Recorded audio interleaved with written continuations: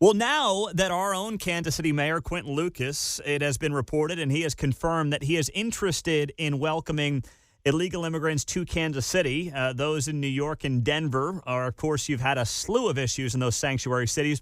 I said to myself, let's go to ground zero and welcome in our good friend here on KCMO, Joe Piscopo. He is hosting every morning there in New York City on AM 970. The Answer. He is joining us on KCMO in Kansas City. Joe, good morning. It's great to have you here. We appreciate the time. And take me through how crazy it's been there in New York here the last few months. I can't get a hotel room in New York. They're all taken over.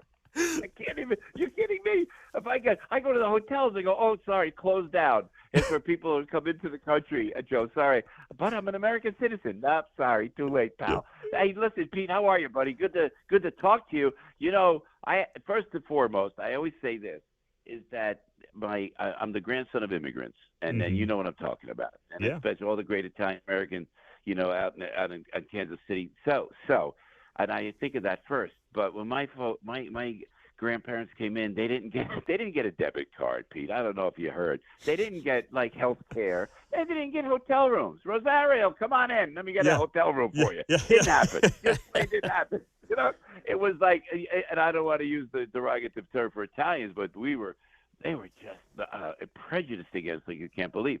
So I feel for those folks, and I feel my grandparents certainly. I feel for the folks that come into the country, want to come in legally, and are there. I mean, by the thousands that are waiting as we speak, spending thousands of dollars wanting to come in to become Americans. So I don't know what's going on. New York is such a mess now with the riots down there, pro-Hamas riots. Who would have thought we would see this nowadays? You know, so now I have a solution to everything. But yes, the migrants are going to keep coming in, and I guess now they're on their way to Kansas City. But I have to tell you this: I'm sure most of them are great folks that really want to work and really enjoy all the wonderful things that we have in America, Pete. But we're seeing too many smash and grab robberies. We're seeing too many crimes. They're going into schools now. We plain can't afford it, Pete Mundo. We can't afford it, and I don't know what this government is thinking. But our hearts go out to folks who want to come to America. You understand what I'm saying? Yeah, I mean, there's no doubt. You can be sympathetic to anyone who's looking to improve their lot in life. But in terms of running the country and running a city, I mean, I saw Denver, this has already cost like $100 million. I got to imagine this has cost the New York City and the New York taxpayer billions of dollars, right? Billions would it be. Billions would it be. And we don't have the money. And I'm telling you, and you know me, my mantra and my what I've been doing for years is helping the at-risk communities, the stressed areas. And there's kids who can't have breakfast, who are Americans, who are just very tough situations. In the name of goodness gracious, and I always speak to you as an old blue dog Democrat, we always worry about the blue-collar worker. We'd always worry about those less fortunate than us, civil rights. Where's my Democrat brothers and sisters on this?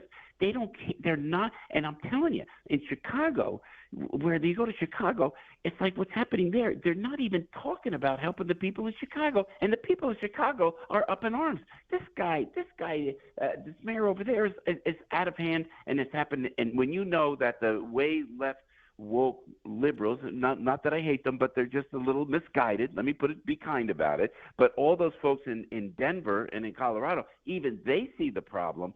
I have a solution. Are you ready for it, Pete? I think I have a solution. Let's do it. Should we do it?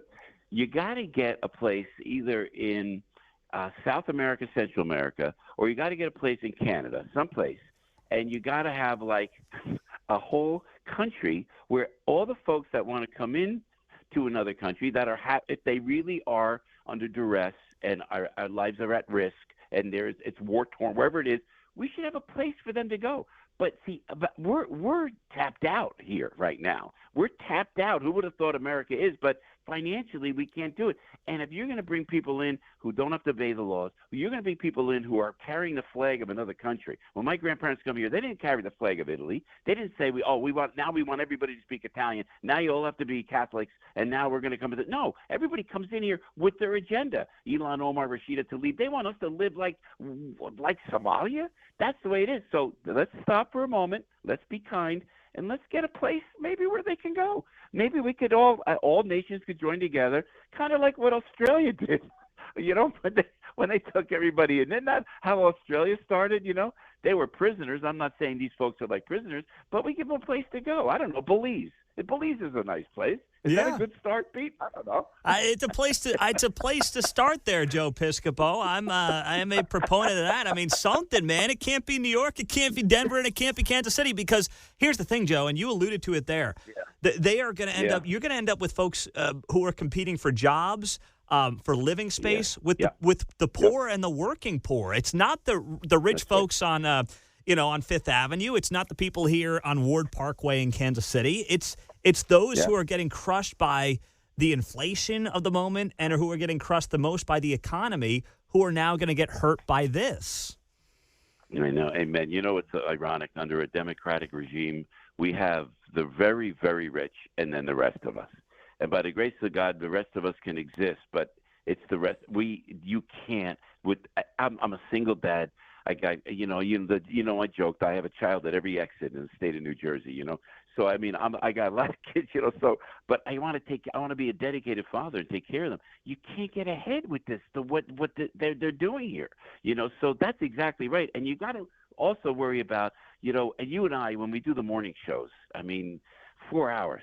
And at the end of 4 hours, this is what I always say, Pete Mundo. I always go, you got to come up with a solution. If I'm going to go on the air 4 hours, I don't just want to rant. I don't just want to do a right-wing rant. I don't want to put somebody on with a left-wing rant. I want to come up with a solution. And we come up with a solution, like maybe a place for these folks to go, because a lot of them are good people. But you can't sustain it. We can't sustain the immigration influx now. And again, I'm speaking to you as a grandson of my grandparents, who came from another country, because we can't afford it. And now look at the crime statistics. Yeah. No one talks about the crime statistics. When I tell you, and I got to tell you this, and I know you know this already.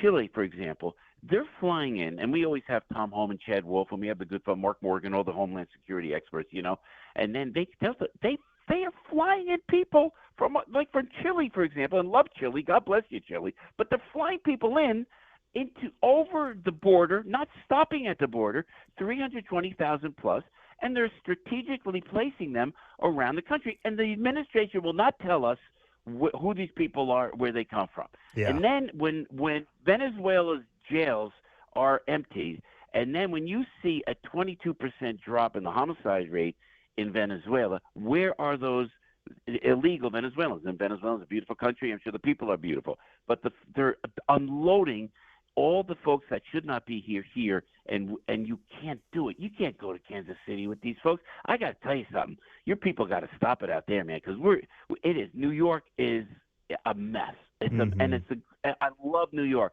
That when you're in Jersey, your goal is always you worked in the city, man. It's New York. You make it there, you make it anywhere.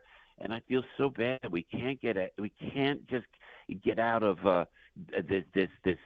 It's like they poured molasses on the city, and we're just trying to crawl our way out of it. And they're just trying to open everybody up, and they got to stop with the sanctuary city business. Yeah, it's so true. Joe Piscopo on KCML. Joe, you bring up your personal story, and I know this story from when my grandpa was young. He was first generation. Parents came over from Italy. And he was embarrassed when his mother was speaking to him in Italian in the grocery store in Staten Island in the mid-1930s. And, I mean, we have gone completely the other way now. Yeah, God, God bless you, because when my great-grandmother came over, and I always tell you the story. Forgive me if I told you before, but it's something that I think is worthy of repeating, is when my great-grandmother came over with her daughter, who was my grandmother, who was 16 at the time, and they came to Ellis Island. So my great-grandmother had an eye infection, just like a sty in her eye, Mm-hmm. And the Ellis Island authorities did not let her come into the United States of America. They stopped her right there.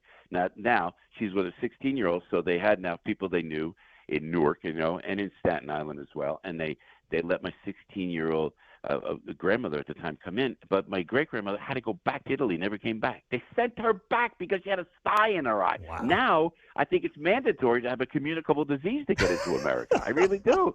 With tuberculosis, come on in. Come on down. The more measles, the merrier, Joe Piscopo. Oh, listen, where I live at the Boondocks in Jersey, mumps. mumps? Oh. When did you hear of mumps? Thank you. This is what we get. Mumps. Oh my!